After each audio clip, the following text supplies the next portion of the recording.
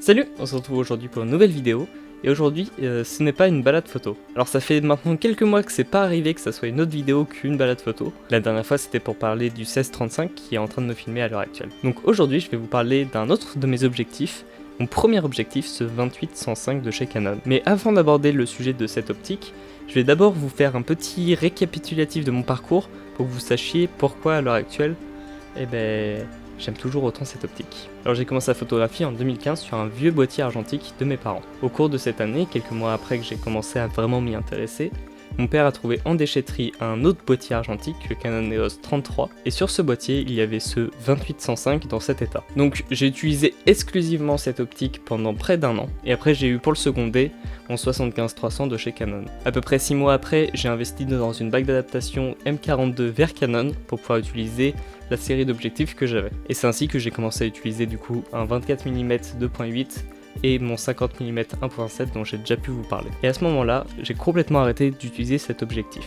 Donc j'ai continué à investir dans pas mal d'optiques M42 et jusqu'à maintenant 2 ans où j'ai investi dans la 6300 et que je suis passé du coup sur des montures Sony, et il y a 1 an où j'ai investi du coup dans ce Canon 1635 qui est en face de moi actuellement et que j'adore. Et le week-end dernier du coup je l'ai ressorti, je l'ai monté sur mon Canon EOS 100D et j'ai pu faire quelques photos avec.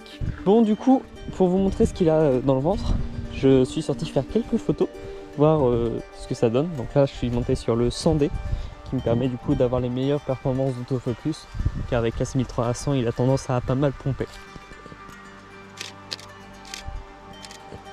Voilà, j'ai fait des petites photos de mon chat, donc elles sont plutôt sympas. Chat de Coco qui est là.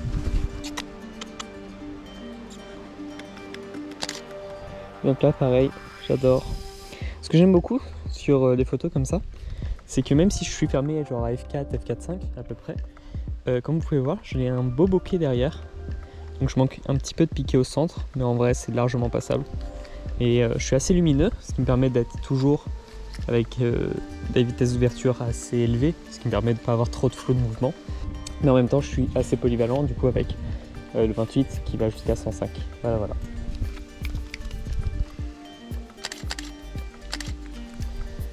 Du coup on va essayer de photographier un petit peu mon poney pour changer des choix.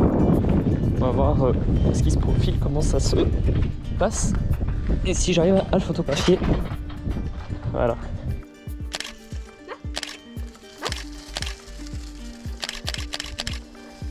Parfait.